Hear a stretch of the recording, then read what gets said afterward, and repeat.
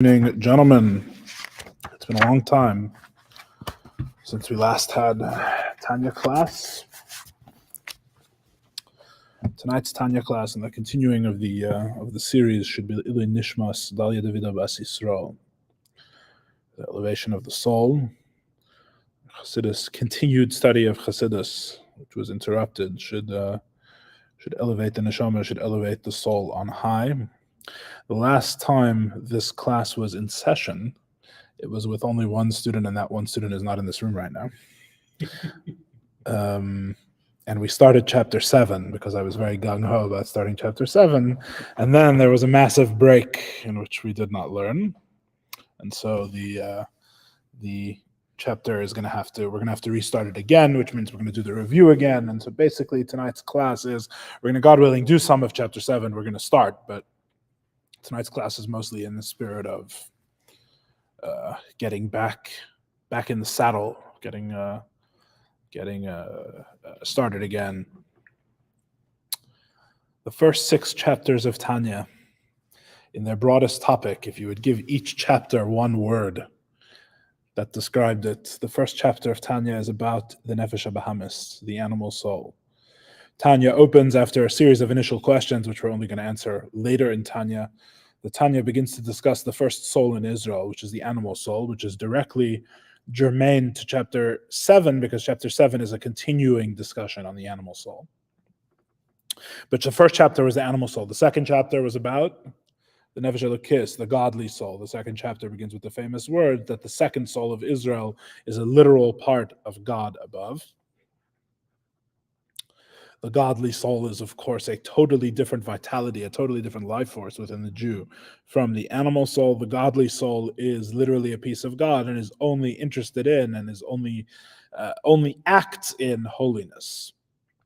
The third chapter of Tanya was about the koiches, was about the what we called in our classes the finite form or the defined form of the godly soul, which is in basically seichel and midos, a form of intellect and emotions. The intellect and emotions were categorized and broken down into their 10 different aspects, which were explained to reflect the spheres above. Because in the entire process of explaining the soul, we're mirroring the process of God relating to the other, relating to the world, which makes perfect sense, because what is the soul? Nothing other than a piece of God, right? So it mirrors the way that God is, so to speak, limits himself to relate to the world, is the source for how the soul becomes defined and existent in defined terms, which is through intellect, what we call in the soul, intellect and emotions, which derive ultimately from the 10 spheres, from the, so to speak, defined form that God gives himself in order to create. Defined, obviously, see that chapter for more details. Chapter 4 is about mitzvahs, or if you prefer, you could say it's about levushim, the soul garments, moving further out. If chapter 2 is the transcendent essence of the godly soul, and chapter 3 is how the godly soul becomes defined, chapter 4 is how the godly soul actually relates externally, or a different way of putting it is, what does the godly soul do? And the answer is, the godly soul does Torah and mitzvahs. More specifically, or in a different way, the godly soul has 3 faculties of doing. The 3 faculties are thought, speech, and action. Machshava, dibur, ma'aseh. These are called levushim, or the garments of the soul. It's interfaces, it's point of external interaction. And what the soul does, and what culminates the desire of the godly soul, the only way that the godly soul can actually fulfill its intense love and fear of God that it has as its emotions, is through performing mitzvahs. Chapter 5, a very special chapter, in a way an anomalous chapter. Chapter 5 is about Torah specifically. The whole chapter is about Torah and the way that the unity of the soul with the Torah that it understands is a profound unity with God to which nothing else can compare, even the performance of mitzvahs. Connecting to God through Torah is an absolutely unique way of connecting with God. There is nothing else like it. Chapter 6, our previous chapter, was about what we would sum it up and say it's about Gimel Klippas HaTameas, the 3 impure klippas. This conversation switches away from the godly soul and its holiness and goes back to discussing the animal soul, or at least the things more relating to the animal soul, in which we talk about things that cover over God. And we say these things are called the klipa and the sitra achra. It's called the sitra achra because it's the other side. Here we are introduced, and this theme continues into our chapter today that we're learning now. We're introduced directly to the Alter Rebbe's, to the Hasidic dichotomy in Tanya, where you have things that are holiness, and then you have everything else, right? And when the Alter Rebbe says that something in Tanya is bad, what he means by bad is non-holy, and by holy we mean revealing or expressing godliness. And how can something reveal and express godliness? Only through bittul, only through nullification, only by ceasing to be an independent thing and becoming a mere expression of God. And therefore, klipa, which is the opposite of holiness, means a certain independence from God. So you have, it's called the sitra achra is one word for it, which means the side other than holiness, which most of what we consider to be mundane reality is the side other than holiness. There's very holiness in our world where klipa is predominant and the wicked prosper, as it says in Tanya. Holiness is a minority in our world. However, things that are not holy are not necessarily morally evil, as we keep saying, and we will continue to say and see in chapter 7. They are merely non-godly. The Alter Rebbe is aiming not for moral perfection of a finite being. The Alter Rebbe is looking for divinity, unity with the divine, holiness, and the expression of the godly soul. The other term we have is klipa. Klipa means the shell or the peel, right? We explained, the Alter Rebbe explained in chapter 6 how the concept of the shell and the peel really explains how you get from godliness and holiness, which is the inherent and deepest reality of all things, how you get from that reality to a place like our world, where things seem to just exist and seem to be separate from holiness. And the answer is, it's through a process of continuous self-concealment, where God conceals and conceals and conceals his reality. There's many different ways to describe it. We talked about how it's a metaphor for a metaphor for a metaphor. You can talk about how there's the banana peel, which only becomes a peel when the inner flesh of the banana is removed, right? How basically klipa begins as just another part of the entire divine continuum, another part of the divine plan. On the contrary, as explained elsewhere in Chassidus, klipa has a very lofty source. Just as the metaphor is given often in Chassidus, the leaves of the tree actually exist to protect the fruit, right? Or how the rind of the fruit is the first part that grows, right? It has a lofty source because it has to protect everything that comes after it, and that's the metaphor Chassidus uses, that klipa really serves a lofty and profound purpose in the divine plan. What is that purpose, by the way? It's to extend the godliness even into places that are, so to speak, independent or non-godly, so to speak. It's an extension of godliness into lowly places, is really the function of klipa.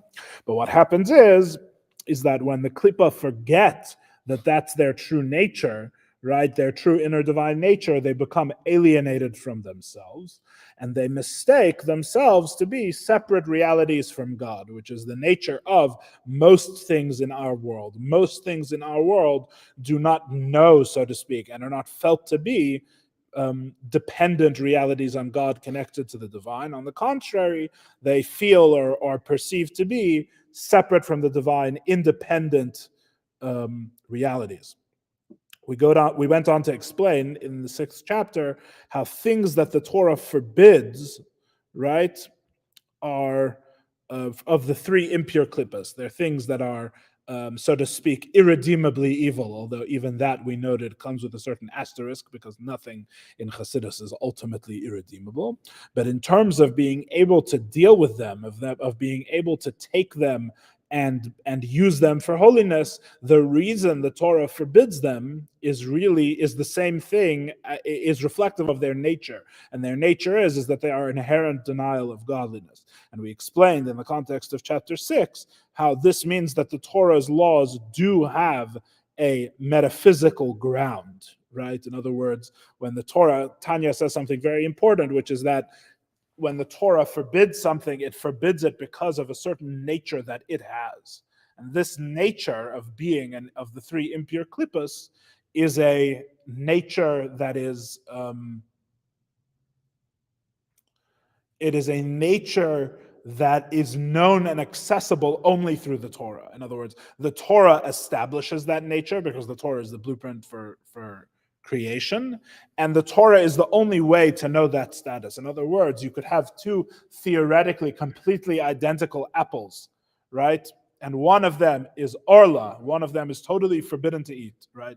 And one of them is permitted, and they have two totally different spiritual natures, even though there is no way, so to speak, empirically from the outside, under any normal means, there's no rational way to determine the difference between these two things. So in other words, there's something called the seichel of Kedusha, the internal rationality of Torah, which is not contiguous with, it is not an extension of regular human rationality. In other words, the Torah does have an internal system. If there was no system, then we would say that everything is just by direct divine fiat, which in fact we know is not the case. One of the ways we know it's not the case is that the nature of things changes according to the decrees of the oral law, right? If Hillel says something is forbidden and Shammai says it's permitted, when we rule according to Hillel, that inherently reflects and changes the reality of that thing from being some other thing to being through the three impure klippas, for example, right? Which shows us that there is a system of Torah, right? There is a certain internal, rational way that the Torah works, and there is a definite connection, a logical connection, a causal connection between what the Torah says is forbidden and it being of the three impure klippas irredeemably, so to speak, separate from God. However, there is no way to get from regular human rationality without the Torah to the details of the Torah's laws. In fact, we even say that even for the Torah's laws, which have, so to speak, rational correlates, like don't murder and don't steal, we do say, the Rambam famously says that if a person examines the details of the laws of the Torah, they will always end up finding details that cannot be explained on any philosophical basis. In other words, you could explain philosophically why it's wrong to murder. That's not very difficult. Small children can understand it, but you can't. You will reach a point where the Torah law will say some detail about what's permitted or forbidden, and you will not be able to explain it on a what's called a natural law or a raw philosophical basis, because the Torah's laws are derived within the Torah system, which is totally unique to within the Torah.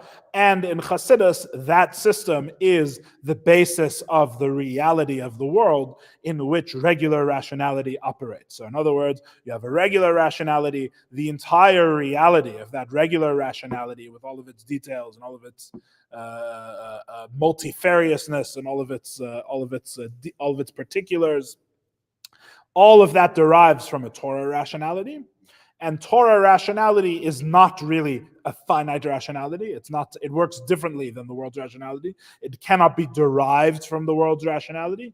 And the truth is, as we'll learn later in Tanya, even the Torah's rationality has limits. That itself is a self-limitation of God. There is ultimately the Torah, the mitzvahs of the Torah, for example, which we say are the will of God, extend beyond the internal rationality of the Torah. There are things that go even beyond that system and cannot be, and famously in various Hasidic discourses are explained to not be derivable from that system, and various other interesting things. But the fact that the Torah does correspond to a metaphysical reality, it does correspond to a spiritual reality in the world, is number one, interesting, and number two, very important. It's important to understand that the Torah is not a, how would you put it?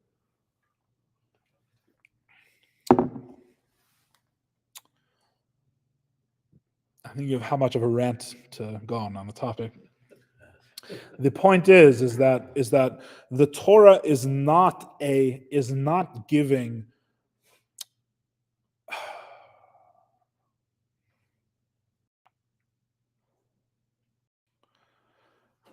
I'll put it to you this way. There's two extremes. We really, this is in a way the middle path. I'll explain to you how. One way of looking at things is that the right thing to do in every case, the correct course of moral action, the most perfect world and most perfect course of action can be determined by the world and reason alone. The world and the world's reason. The world operates according to reason, unless you start getting into very esoteric philosophies. Most people would agree there is a certain rational principle to the world that the human mind can understand. This is, by the way, a basic underlying philosophy of all science and the modern way of looking at the world as well. Although some would argue hypocritically. That's a separate issue. The world has a rational way of operating, and you can determine from the rationality of the world, you can determine what's best to a large extent, right? To a large extent, you can determine better courses of action, worse courses of action. Okay, maybe not in every detail necessarily is everything logically connected, but roughly speaking, the world contains its own standard of perfection and rationality.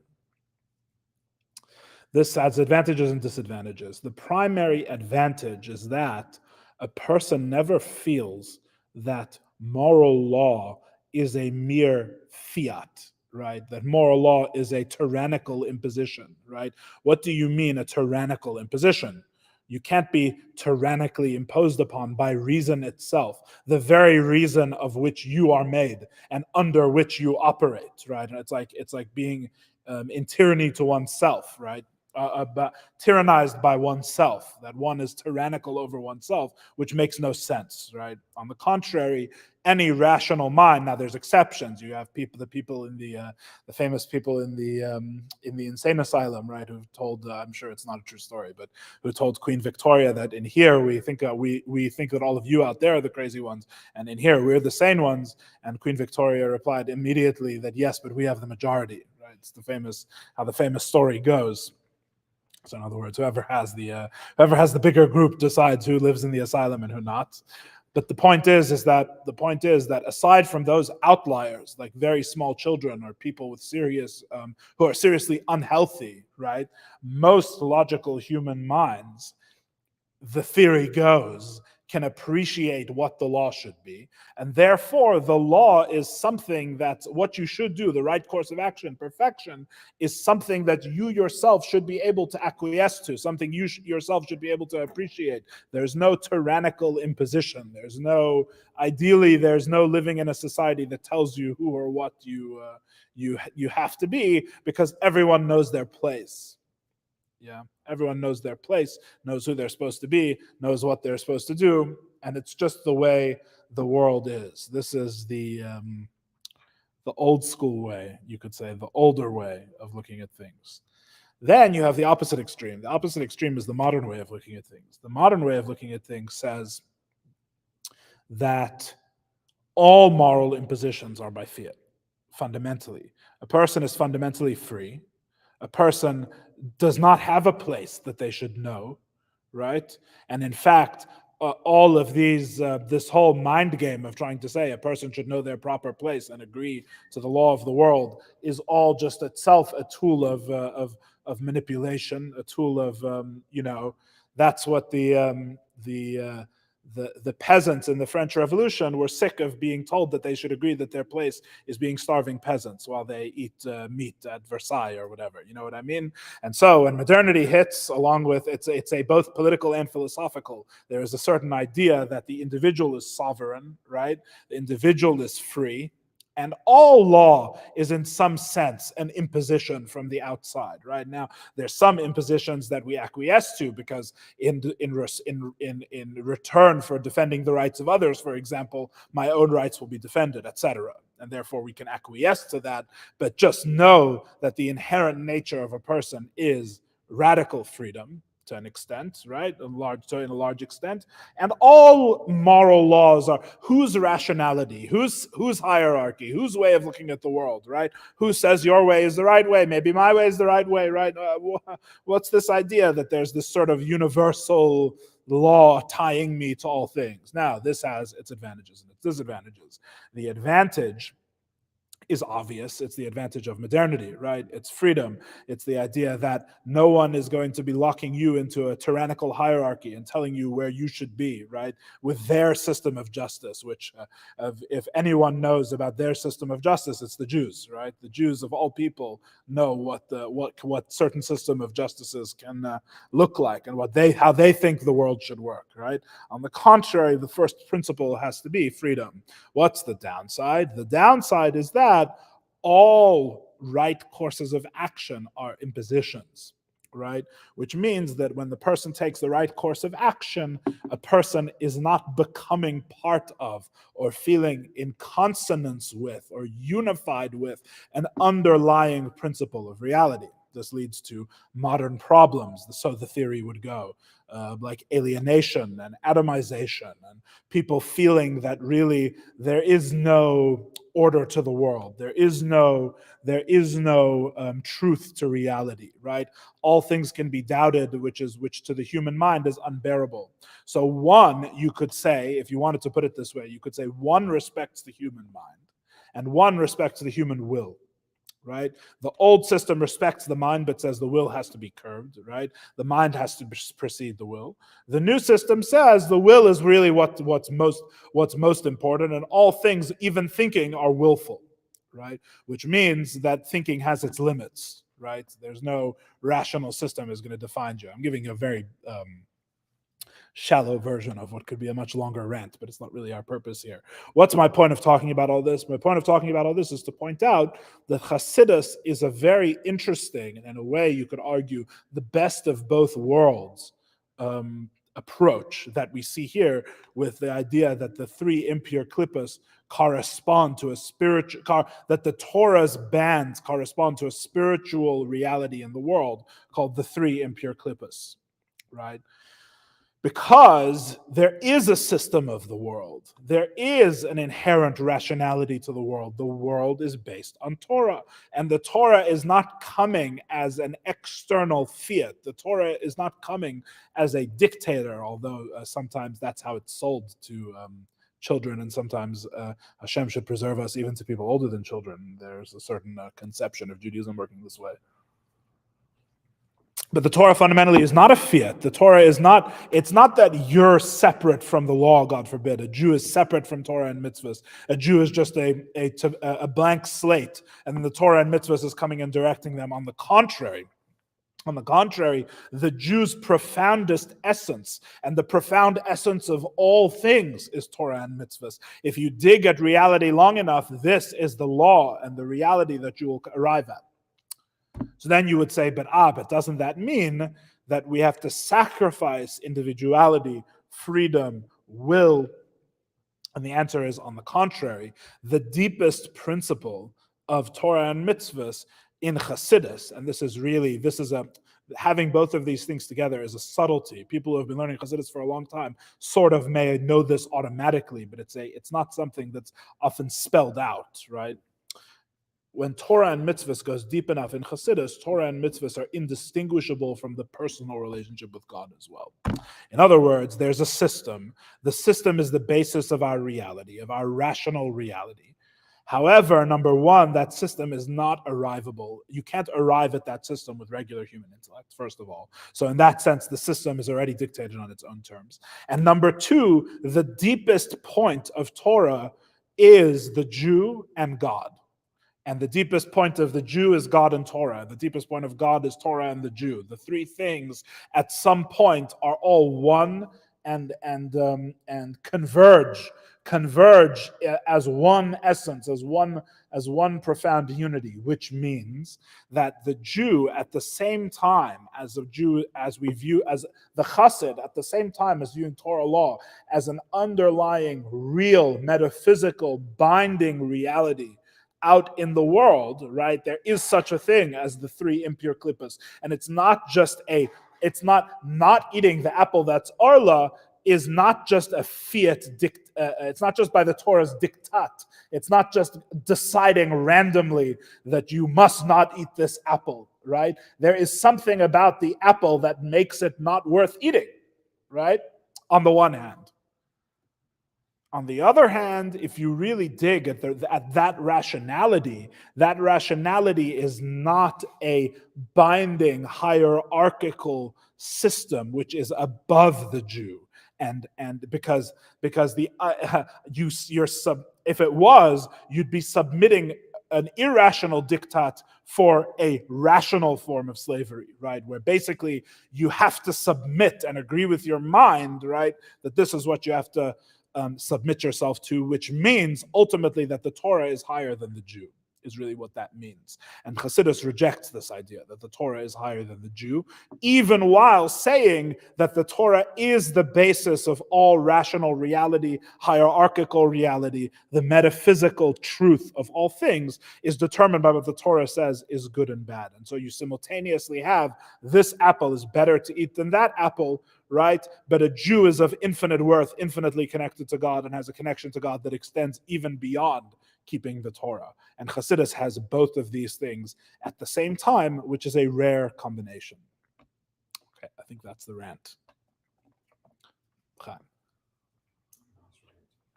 Thank you. The 7th chapter of Tanya continues the discussion of Klippa. But this chapter is not about the 3 impure klippas. This chapter is about, in a way, the most interesting and in a way the most important to us, in a certain sense, form of klippa, which is the klippas nega. It is the middle level of klippa, which corresponds, the Alter Rebbe is going to explain, to the realm of the permitted, right?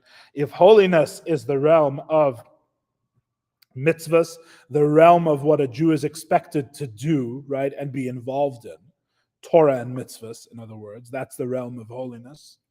Then you have the realm of the absolutely forbidden, which we discussed in chapter 6, which is the 3 impure klippas. But as we know, there is a large area in the middle, which is the area of the mutar, which is the area of the permitted. And the permitted in Torah is where we get, as I explained in the previous class, which was on the same topic, the permitted is the area in Torah where we get something like the Alter Rebbe's neutral ground, but not really. What do I mean? We said in chapter 6, the Alter Rebbe has no neutral ground. There's holiness, and then there's everything else, right? It's either good or it's bad, and good and bad mean holy and everything else. Yeah. Here we learn that there are 2 levels in everything else. There's the 3 impure klippas, which are the everything else that cannot be directly elevated to holiness, which cannot be returned to its connection with God. But there is a realm of not holiness which actually can be returned to God, which can be refined and can be directed by human action either way, either down to the 3 impure klippas or up to holiness. And this is the realm of the permitted, something that's not holy, but you are allowed to be involved with. And the reason you're allowed to be involved with it is because you're expected to elevate it and transform it and use it for godly and holy things, which, as we're going to see as in the progression of Tanya, is an incredibly important and foundational idea, as are most of the ideas in these early chapters.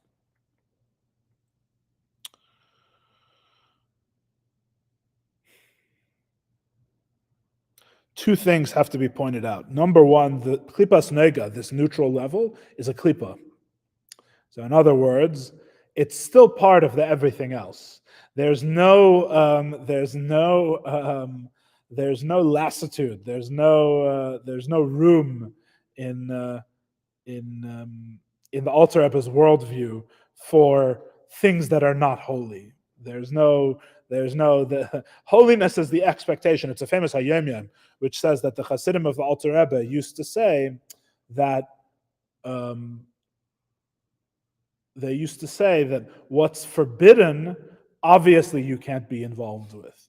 and what's permitted you don't need, because if it was really necessary, then it would be an obligation, right? So if it's merely permitted, that shows you that you don't need it. So you can see from the Alter Rebbe's Chassidim what they learned in Tanya, right?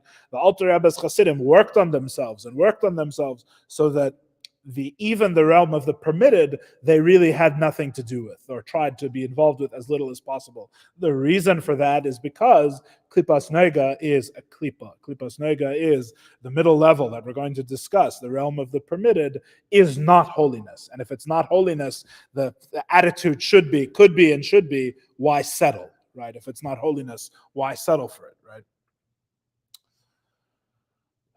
And as we're going to see, that which is permitted can be made into holiness, right? So in other words, if you do that, then you're not settling, right?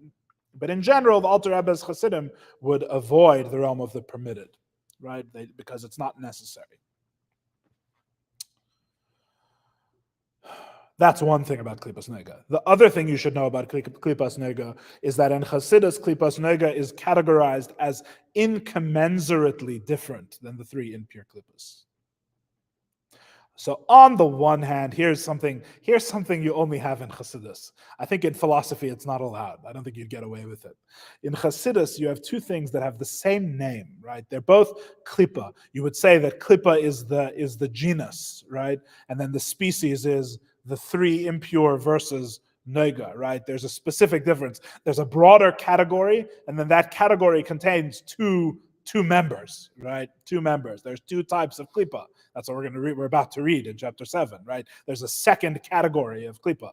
However, the two members of this category are incommensurate one to the other, which means they are actually infinitely different one from the other. They are not, in a certain sense, they are not really comparable. We explain in Chassidus. Klippas Nega is incommensurately better and preferable and higher than the three impure klippas, which I think comes out in the fact that there's a big difference between permitted and forbidden, which, as you can see, is a binary switch, right? There's permitted and forbidden. If we didn't have mitzvahs, which were obligations, we would think those are the only two categories there are, right? There's the permitted and the forbidden. So you see from the way that is an on-off switch, right? From the way that there's only two options, there's no gray area, right? You can see that the area of the permitted, the realm of Klippas Nega, is categorically, despite sharing a name and at some level a similar nature, it is actually categorically different from the three impure klippas. And it would have to be permitted, right? For something to be permitted versus forbidden in Torah, right? A kosher hamburger versus a cheeseburger, any observant Jew could tell you are as different as east from west. There's no, how can you compare these two things at all? And the same is true of the two klippas. Okay. I think that's all my preliminary statements. For the rest of the time, let's read a little bit of chapter 7, God willing. Here's a sefer if someone wants one. Okay, we're going to do from the beginning of chapter 7 again, so the good news is it's easy to find. Page Yud Aleph in the Hebrew, page 26, we use the simple, for new people attending our class online, we use the simple translation of Tanya, the bilingual edition. In which we are on page 26, the beginning of chapter 7. We've made it to chapter 7. We are frankly hurtling and barreling ahead at great velocity. 1 year and a bit, not 2 years. With gaps and things. It's not a... The question is how deep, how much are we listening, not how much are we reading, right? There's some people, it's in a way it's heartbreaking, but it's just the way the world works. There are some people that can read something 1,000 times and they could learn it for 100 years and it's just nothing goes in, and then no palpable change is sensed. And there's other people that need a shred of a hint of something and it changes everything. And I think we're all both in different contexts and in different ways. But the point is that in the previous generation, serious Chassidim, a lot of serious Chassidim wouldn't learn a lot of Maimarim. They would learn one Maimar 100 times, right? Because the point is are you learning this for new information? Are you looking for something new and exciting? Or are you looking to actually know this Maimar? Yeah, change, internalize, swallow, digest. Yeah. Okay, Perek Zayin, chapter 7. Says the Holy Tanya, Tanya Kadisha. On the other hand. Yeah. Ach, on the other hand, however,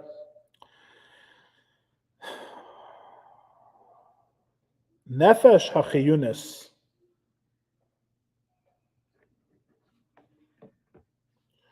Habahamesh Yisrael Shemitzad HaKlipa Meluveshes Bedam HaAdam Kanal. The vital animal soul in Israel, what we commonly call in Hasidic parlance the Nefesh HaBahamis, the animal soul. Nefesh HaChiyunis HaBahamesh Yisrael Shemitzad HaKlipa Meluveshes Bedam HaAdam. The vital and animal soul in Israel that derives from Klippa and is enclosed in the blood, as mentioned previously. Where is that mentioned? As mentioned previously, chapter that the animal soul is enclosed in the blood is from chapter 1. The last time we really spoke about the animal soul was in chapter 1. Back in chapter 1, we explained how this first soul of Israel vivifies and gives life, enlivens the body, and the place that it's invested, the place that it's enclosed in the physical body is in the blood. So this soul, we're going to say, is different. I'm breaking up the sentence because the sentence goes on for the rest of the page before we get to what we're actually saying about the soul, which is that the animal soul does not come from the three impure klippas. The animal soul, and this is why this category is so important, is one of the main reasons this category matters so much to us, is because the animal soul, which means the soul, number one, of Jews living their day-to-day life, in most of our experience and most of our life, the soul, the person who we consider ourselves to be, is in fact the animal soul, number one. And number two, non-Jews who, like the vast majority of non-Jews nowadays, are not idolaters, right? But have at least some elements, if not all the elements, of being Chassidei Umas Ha'olam, the righteous among the nations, right? Who follow the 7 Noahide laws, even by default, by the way, if I recall my studies correctly. All of these people have souls of the klipas nega, which is going to be the middle klipa. Before we get to the term, I'll tell you, nega means light, right? The way you translate it is a translucent klipa. The three impure klippas can be thought of as opaque. They block out holiness and the divine entirely. Klipas nega, the light-filled klipa, which is almost like an oxymoron, almost like a jumbo shrimp, right? Or Microsoft Works, they used to say, which is a software suite that hasn't existed since the turn of the millennium. But a light klipa, right? A klipa that shines with divine light seems to almost be it's a peel or a shell that shines with light, with the divine light. So is it covering over or does it shine? And the answer is, of course, both. It's translucent, right? Some light gets through. It's a klipa that allows some light through. It's a medium level klipa. This is where these souls derive from. This is the spiritual nature of these souls. In chapter 1, when we were doing this discussion and we were trying to illustrate the spiritual nature of the animal soul, we described it as I am. Klipas nega is I am, right? Which is, as we said before, why is I am a good way of characterizing klipas nega and the animal soul? Because I am is a neutral statement. I am is not a denial of God. Only I am is shalosh klipas atmeas, is the three impure klipas, because only I am, which is something very similar to what King Pharaoh once said, only I am is an overt denial of God. There's no room for God left, right? God saying I am is the godly soul. right? God saying I am, in which there's no room for anything other than God, right? There's just God and the expression of God, which we call holiness, right? But I am is an interesting middle statement, because I am is not really a denial of God. And as we explained in chapter 1, it is and it isn't, right? Which is, that's why it's the neutral level, right? That's why it's a klipa, but different than the three impure klippas. On the one hand, room is left for God. I am indicates a neutral position. This person can be convinced, okay, you are, but God also is, or God is better, or I am a good person. We could help this person say, for example, right? Or I am a servant of God, we could do, which would be very good, right? We could also say I am an axe murderer for the same price, right? I am could go anywhere. I am what, right? And it doesn't deny that God is as well. Now, we explained in the first chapter that even saying I am is actually a denial of God, right? Because the truth is that God is the only true am that there is to be. God is what's called the Yesha Amiti. He's the true existence, the true I, right? And all things exist within the divine reality, which means that all things are derivative of the divine reality. And even by saying I am, which implies that there is a separate self, there is a separate being, even that is in a way a denial of God, which is why it's not holiness, right? Holiness, when God says I am, right, that's how things that are not God himself are supposed to exist. They're supposed to be expressions of the divine. Everything is, as we learned in the second part of Tanya, just the words of God, right? Everything is, you're either God or you're the words of God. And the words of God are obviously expressions of God. So the only one that really exists as a non-expression, as a self, as an I, is God, right? So it's already a klipa, it's already at some level a denial of God, even to say I am, even if it's I am a servant of God. There's still a break there. There's still something wrong there. This is still not holiness necessarily, right? What? Serve Hashem with joy, and therefore I'm a servant of God with joy, right? So now the truth is that this metaphor is limited, right? Because the truth is that I am a servant of God. Eventually, the animal soul is meant to also become an extension of holiness, right? So there are some ways, there are some things, as we're going to learn later in Tanya, there are some things that when the animal soul participates in them, they break away and elevate and recontextualize the I am of the animal soul into the realm of holiness, right? Like, for example, when the animal soul is brought to participate in a mitzvah, right, or through self-transformation of the midas, there's many different things, right, where the animal soul can become more refined, the animal soul itself can become godly, right? But generally speaking, the I am of the animal soul is a denial. By nature, its neutral position, the way God has made it, is simply as I am, which on the one hand is it's not a qualitative denial of God. It's a qualitative statement of neutrality, right? All it's saying is, I'm sure God exists. I also exist. That's really all it says, right? To holiness, this is a violation. To holiness, this is anathema, right? In Chassidus, we don't stand for saying I am, right? We shoot for a higher order in which all things are manifestations of God, right? But nevertheless, you can see the binary difference between saying I am and only I am. They're two total opposites, right? I am is someone who can be reasoned with, right? Is someone who can be diverted in many different interesting directions. Only I am is a totally different story. And the fact that I am seems much more reasonable and logical than saying only I am is not an accident, because the way that as we explained in chapter 1, the way that non-idolatrous, non-Jews become and participate spiritually in Klipas Merga is through their intellect. It's something called the Nefesh HaSichlis, right? It's a point of intellectual refinement, right? And a person leaves the state of being an idolater to become one of the righteous among the nations, right? And as an act of, it's an intellectual act. It's an intellectual journey. When the person's mind becomes refined, right, then they are open, so to speak, to the reality of of God. Right, it all goes together. Okay.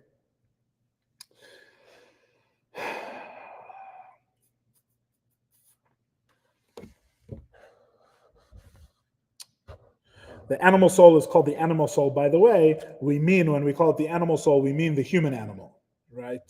Important to always remember. When you hear the animal soul, don't think this means anything less than human, right? We mean it is a human animal soul, which is obviously very distinct from animal souls, right? It's not called the animal because it's non-human. It's called the animal because it is the biological, so to speak, the existence of the way a human being exists in the same category as other living life, right? That's why it's called the animal soul, the Bahamas, right? Associated with the term behema, which means a domesticated animal, which is interesting.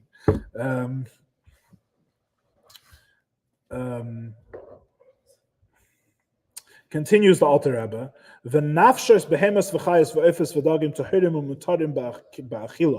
also in this category are the souls of animals, domesticated animals, wild animals, fowl, meaning birds, fish, and kosher fish that are permitted to eat, right? They too are in the realm of the permitted, right? We just said that are permitted to eat. Now, as I mentioned the first time I gave this class, we're going to have to eventually, in this class, we're going to get to a discussion of how this all really works, because if you really think about it, the Torah has other bans than just eating, right?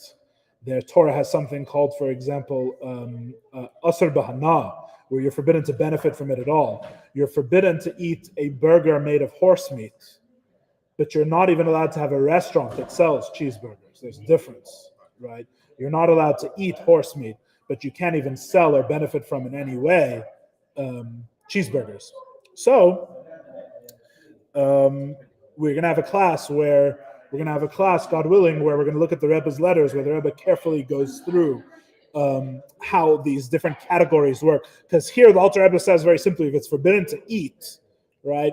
But that raises questions of, well, if pig is forbidden to eat, but I can still make money from selling pig skins, which is permitted according to the Torah, and then give that money to charity. Am I elevating the klipa or am I not, right? In other words, just saying what's forbidden to eat is a shorthand here. We have to actually delve into how this actually works, right?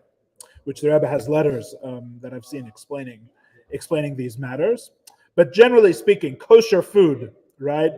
Kosher plants and animals. The kiyum v'chai is kol adomen, and so to the vitality of all inanimate objects. In chapter 6, you may remember, we said that inanimate things never come from the three impure klippas. Inanimate things are all inherently permitted. There is no Torah law, apparently, banning inanimate objects inherently, right? Inanimate objects, the material, right, is always at least permitted, yeah, in its natural state. And so too, all thought, speech, and action. Here he actually says action, speech, and thought. Something for those who are precise to note that it's in that order. I don't know why. In matters of the world, which have no aspect of being forbidden.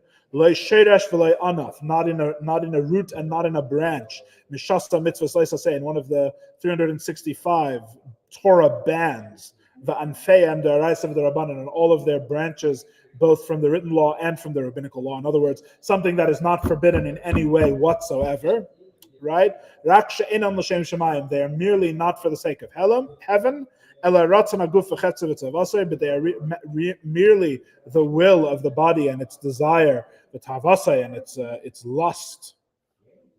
And even if, we'll talk about this more next time, even if it's for the needs of the body, to sustain it and to sustain its vitality, literally,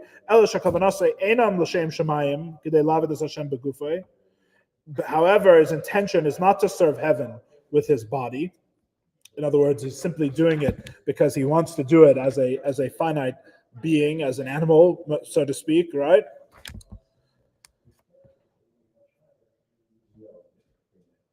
All of these things, we'll continue next time, God willing, all of these things are from the Klippas Nega. All of these things derive from the realm of the not a mitzvah, not banned, merely permitted. And the rest of our chapter is going to be talking about the natures of these things.